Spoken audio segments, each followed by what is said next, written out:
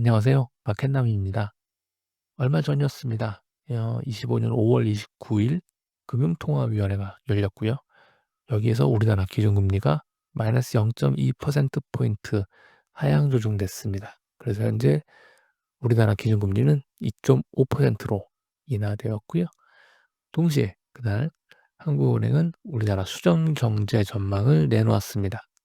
2025년 2월 이후로 3개월 만에 내놓는 전망인데요. 이 내용을 한번 보고 좀 분석을 좀 해보고 어떤 시사점이 있는지 좀 찾아본 다음에 올해 말에 있을 기준금리는 올해 말 우리나라 기준금리는 어디에 가 있을 것인가를 한번 좀 생각해 보고자 합니다. 자, 일단 경제전망 수치를 한번 좀 보실 텐데요. GDP 성장률입니다. 이번에 한국은행은 올해 2025년 GDP 성장률을 0.8%로 전망을 했습니다. 1% 이하로 줄였어요. 그리고 3개월 전 25년 2월 전망했던 수치는 1.5%예요. 마이너스 0.7%를 깠습니다. 자, 2026년은 그래도 좀 양호해요. 지난 2월에 전망했던 수치가 1.8%고 이번에 발표한 수치가 1.6%입니다. 이번에는 한 마이너스 0.2%포인트 하향 조정을 했습니다. 그래도 이 정도면 양호하게 했습니다. 자, 어떤 부분이 까였냐? 제일 첫 번째는 건설 투자입니다. 2월 달에 예상한 게 마이너스 2.8%였는데 이것도 안 좋은 숫자죠. 하지만 올해 6.1%를 상승할 것이다. 그러니까 이렇게 위축이 될 것이다 라고 전망을 하고 있습니다. 두 번째로 안 좋게 생각하고 있는 거는 수출이에요. 자, 2월에 0.9% 확대를 예상을 했는데 지금은 마이너스 0.1% 감소로 바뀌었습니다. 이것도 거의 1%포인트 차이가 나죠. 이런 부분들이 바뀌었다. 이런 부분도 많이 바뀌었고요. 또 그다음에 좀 주목해서 볼 만한 게 좀 요 전망 수치 자체가 과연 유지될 수 있을까에 대해서 우려스러운 수치 나오는 게 하나는 민간 소비입니다. 민간 소비가 작년에 1.1%고요. 올해가 1.1%입니다. 물론 올해 1.1%가 2월에 전망한 1.4% 대비해서는 낮은 수치긴 합니다만 작년과 동일한 수치, 작년과 동일한 수준으로 과연 지금 돈을 쓰고 있는 것인가에 대해서 여러분들 어떻게 생각하시나요? 지금 저는 제가 느끼기에는 작년보다 더 안 좋다, 더 심하다, 더 지갑을 닫았다라는 생각이 들고요. 그렇기 때문에 이 수치가 나중에 하향 조정될 가능성이 좀 크다라는 생각을 좀 하고 있습니다. 두 번째로 볼 만한 건 이제 수출이에요. 자, 올해 마이너스 0.1%를 예상을 하고 있는 수출이긴 한데요.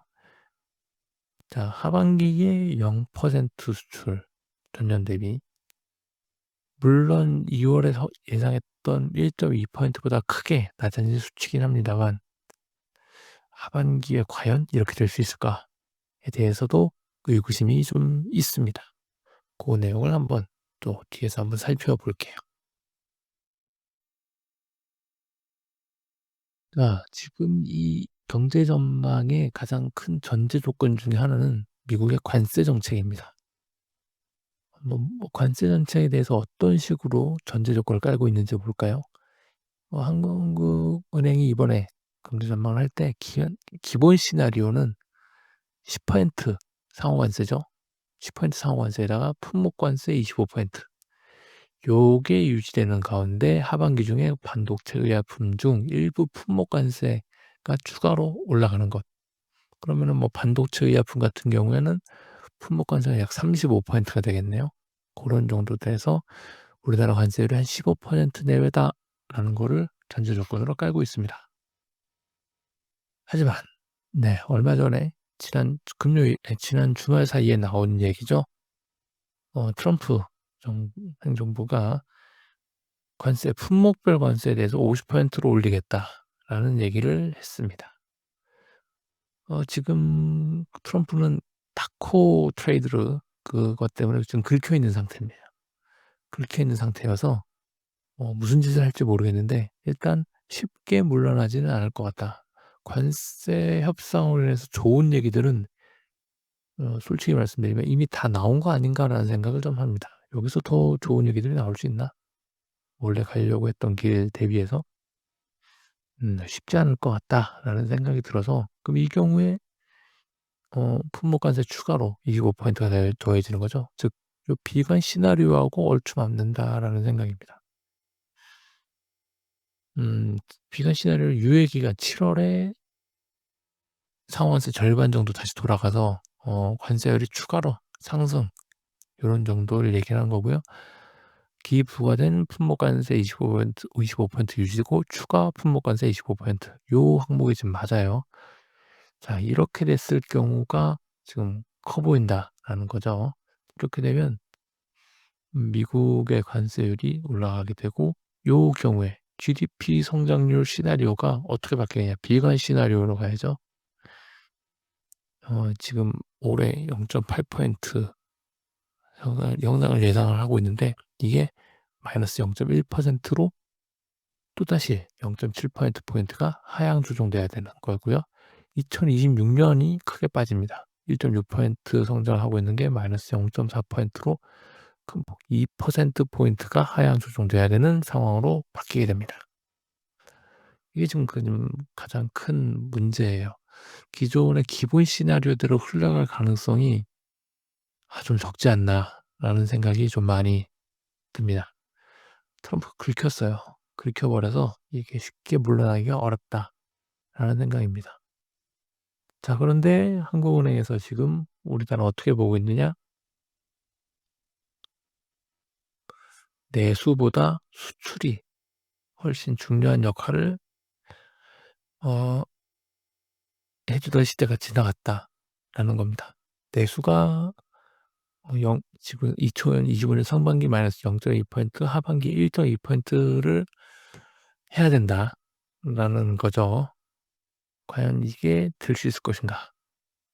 내수를 하려면 뭐가 돼야 되나라는 건데 아까 보셨다시피 소비 또는 건설 요 부분이 받쳐줘야 됩니다.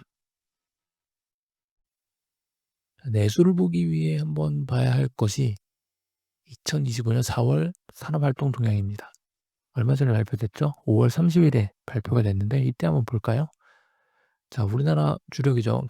광공업, 제조업 포함해서 광공업 생산이 전월 대비 MOM 숫자입니다. 전부 다 MOM 숫자고 0.9% 3월 달보다 0.9% 감소했대요. 전 산업은 0.8% 감소했고요. 감소했습니다. 소비는 어땠을까요? 소비도 3월 달 대비해서 0.9% 감소했어요. 투자 중에 지금 건설 중요하죠. 건설은 어땠냐? 0.7% 하락했습니다. 계속 전부 다 안 좋은 모습. 4월 달 2분기의 첫 달이 이렇게 안 좋게 시작을 했는데 그 중에서 좀 중요한 포인트인 건설을 한번 보면 건설 기성, 건설 쌓아 올린 거죠. 건축 투자가 이루어진 겁니다. 건축이 이루어진 거예요. 그게 지금 1년으로 봤을 때 한 번, 두 번, 세 번, 네 번, 다섯, 여섯, 일곱, 여덟, 아홉, 열. 1년 동안 10개의 달이 전월 대비 안 좋았어요. 지난달보다 더 우리가 건축한 게 줄었다. 계속 안 좋아지고 있는 거죠. 그러면 건축을 하려면 먼저 일감을 따와야 되잖아요. 즉 수주를 해야 되는데 수주 추이는 어떠냐? 자, 수주는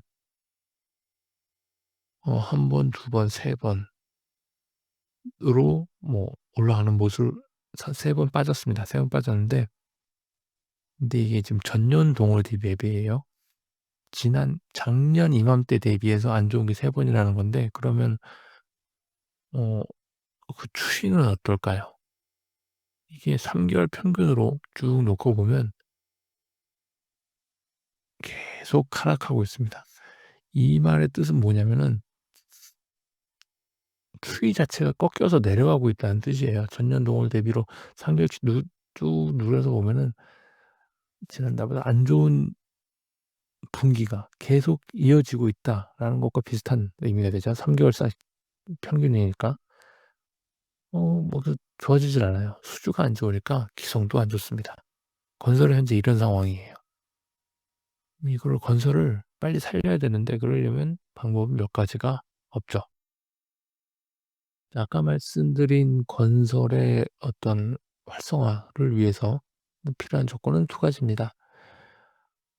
지금 건설이 안 좋아진 것 중에 하나가 원가 부담인데요.